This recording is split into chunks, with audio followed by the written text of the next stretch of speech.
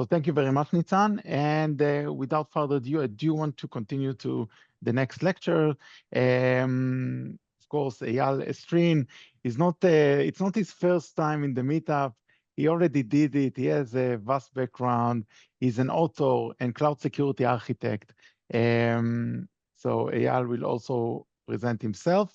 Eyal, you have control. Okay. Thank you, Lior, and thank you everyone for joining this session today and my lecture, Guardrails in the Cloud.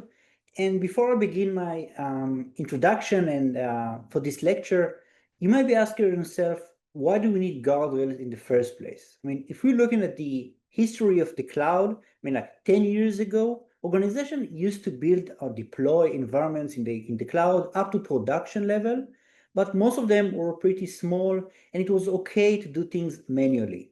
But unfortunately, it's not scale enough. Think about organization enterprises who needs to serve millions of customers every second. So we need to figure out how to do security without interrupting the business or the development teams. So this is my lecture about guardrails in the cloud. So as Lior said, for those who don't know me, my name is Eyal. I'm a cloud architect. I've been in the cloud industry in the past 10 years now.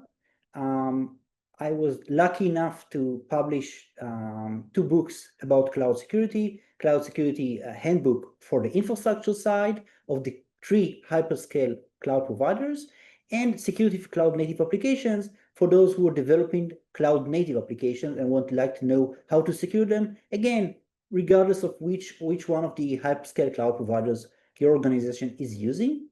And on my free time, I read a lot of materials, both about cloud security, cloud adoption, and I publish a lot of blog posts. So you're welcome to follow me on social media. I'm trying to publish a lot of materials as much as I can. Before we begin the conversation, disclaimer from my company, JP Morgan. I'm an employer of JP Morgan. So this presentation and lecture present my personal view, not the views of JP Morgan or any other entity. So this is going to be our agenda for today. First, we're going to discuss some terminology relates to guardrails. We're going to have some examples of guardrails use cases and declarative policies and permission boundaries. Some use cases for policy as code, and how can we implement policy as code as part of CI/CD pipeline, and we'll summarize some key takeaways from this presentation. So first, I tried to look for the definition of guardrail. It was hard to find. I found something on the Governance of Canada and pass it through my favorite LLM, and this is what comes out. Cloud guardrails are automated policies that ensure cloud resources are used securely and following organizational rules, preventing risky actions while allowing innovation. In terms of purpose or use case for guardrails, they prevent users from violating security, compliance, or operational best practices. Where can we assign guardrails? So if we're using Amazon, we can assign that at the organizational level. Google as well at the organizational level. If we're using Microsoft Azure, we can assign them at the tenant level. We can also assign them at the OU, a management group, or a folder level. And finally, we can assign guardrails at the account, a subscription, or a project level.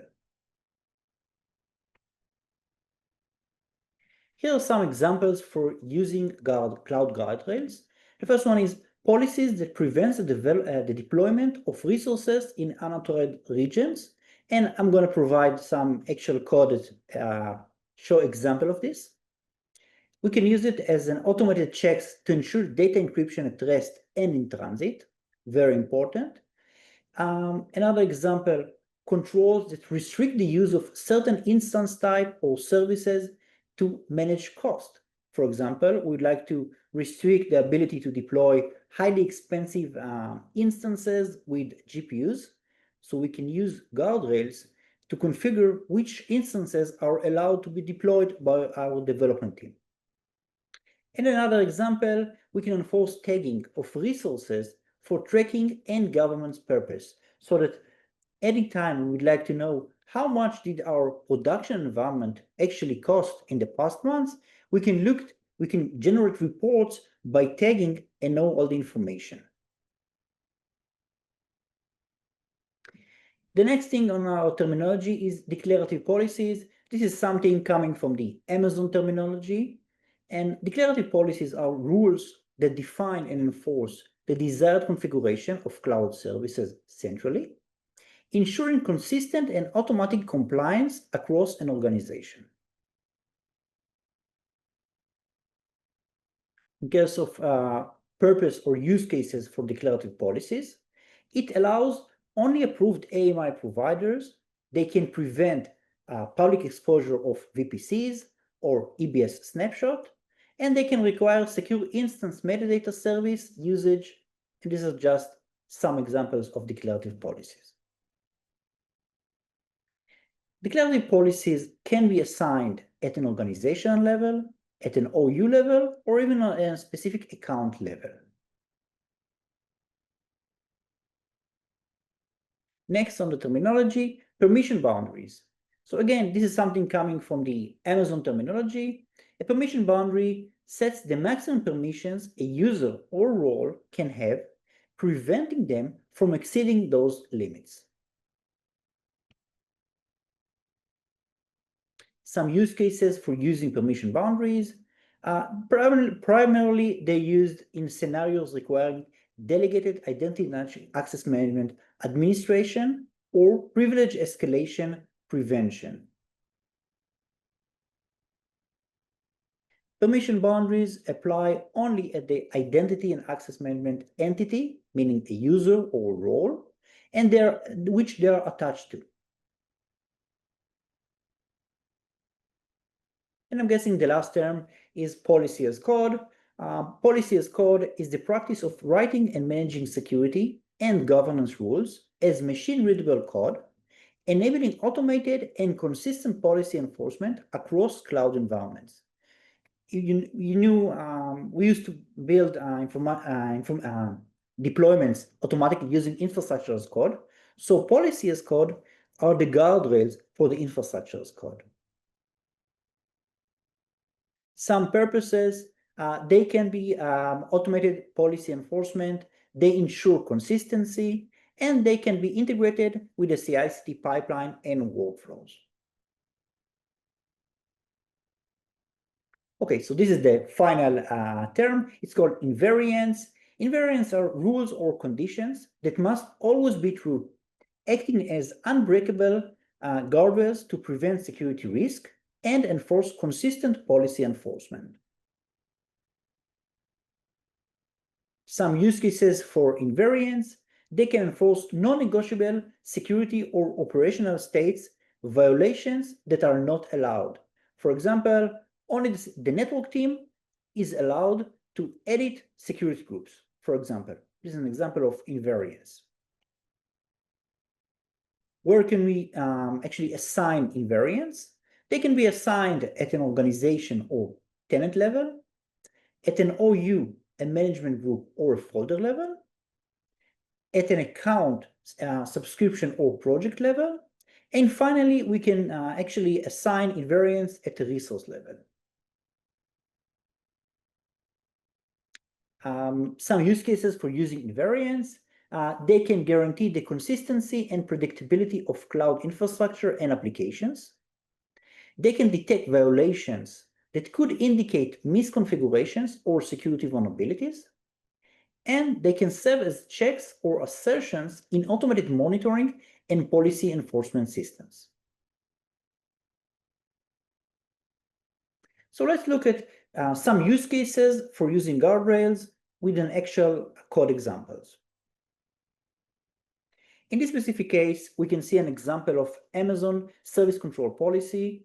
And in this specific case, it is about to restrict a region, meaning allow the developers to deploy resources, but only on specific regions. In this case, we can see the effect is deny for all resources and all actions, unless the deployment happens in the US East 1 or the EU West 1. In this specific example, we can see an Azure policy dealing with an Azure storage accounts. And here we can see an example of a user who would like to create a blob storage. And in this specific case, the policy says it will be denied creating public access to an Azure blob storage.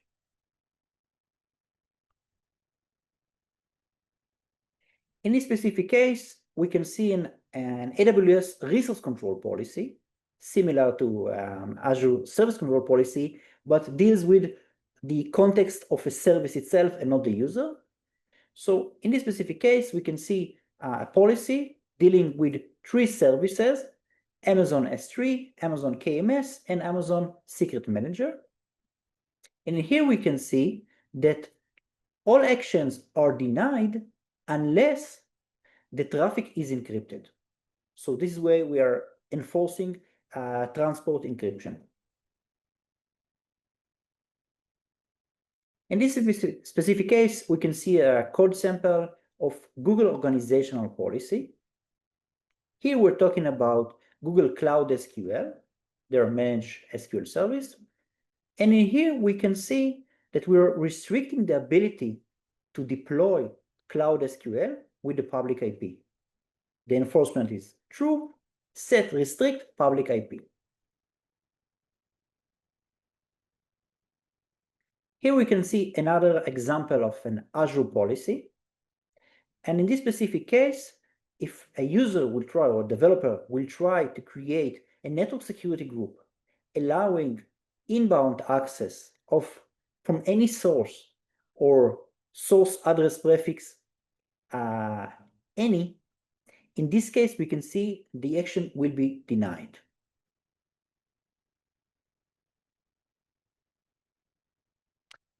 And in this example, we can see another example of Amazon service control policy. This policy specifically prevents the ability of a user to disable logging for 3 services: Amazon Config, Amazon Guardrail, and CloudTrail. So no matter what the user would try to do, he will not be able to disable or delete the logging, which is very critical in terms of security for knowing who did what audit. So let's talk about some use cases for using declarative policies. In this specific use case, we're talking about a ability to forbid the use of EC2 instance with the public IP. It deals with specifically the ability of creating a public IP on the VPC level that the EC2 instance is assigned to.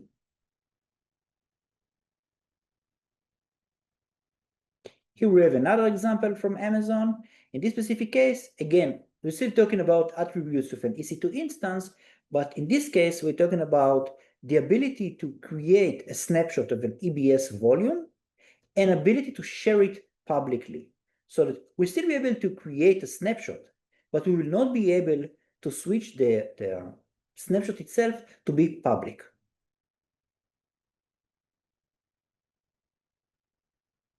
Let's see some examples of permission boundaries and some use cases.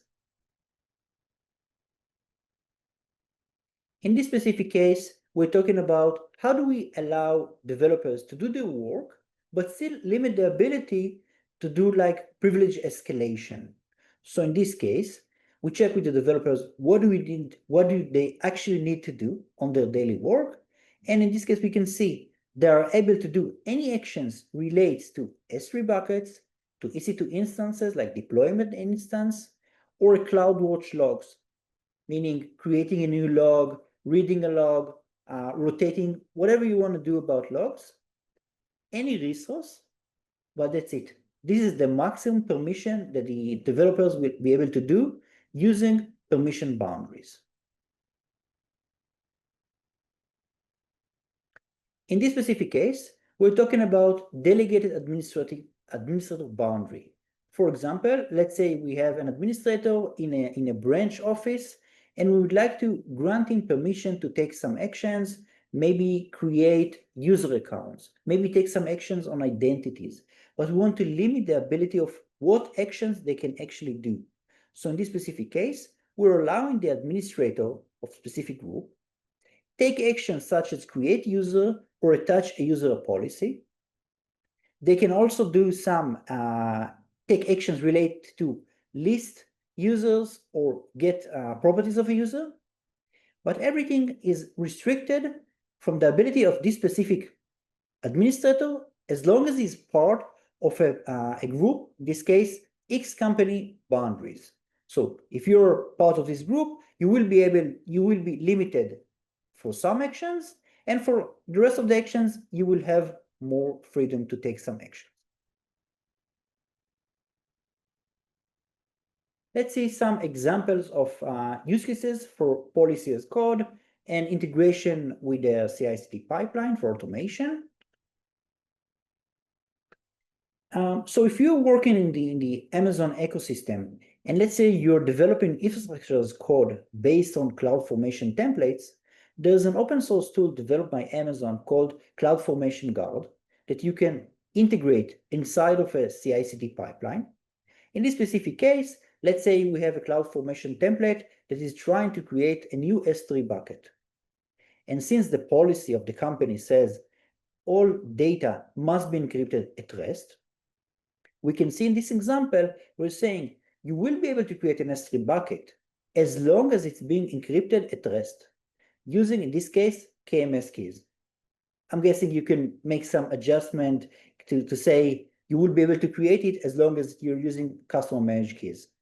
Same concept with small variation. In this case, if you're working in the Azure ecosystem, and if you're using infrastructure as code using ARM templates, there's an open source tool developed by Microsoft called ARM Template Toolkit, or ARM TTK. In this specific case, we're focusing on creating a new storage account. And since the company policy says that all traffic to the storage account must be encrypted in transit, we can see in this example that we're enforcing the use of TLS protocol as a mandatory. And another parameter, we're also enforcing minimum version of the TLS protocol, in this case, version 1.2. Again, you can also integrate it as part of a CI/CD pipeline. So whenever you have ARM template combined with this ARM template toolkit, you can make sure that infrastructure is being deployed according to the company policy. So let's take some key takeaways from this presentation. First, Guardrails enables developer while still enforcing security controls outside the reach of any user account. Something we should be aware if we're using the built-in capabilities or the built-in policy as code that's coming from the hyperscale cloud providers, there are limitations, usually maximum file size, meaning it's not as if we can configure any variation of limitation or maximum permission. We need to be aware of that, at which level and which controls can be or should be implemented as part of the built-in guardrails. So my recommendation, always read the vendor documentation to know the limitation and where to assign it the most appropriate way. And since all the guardrails that I've implemented or explained in this presentation, they may have caused production issues, my recommendation, test everything. Use them on a lower environment, make sure they don't break the application, they don't break the customer's experience, and only then implement it in production. You can still do it automated, but again, test everything before running to production. And lastly, integrate policy as code as part of a CI/CD pipeline for automating guardrails enforcement.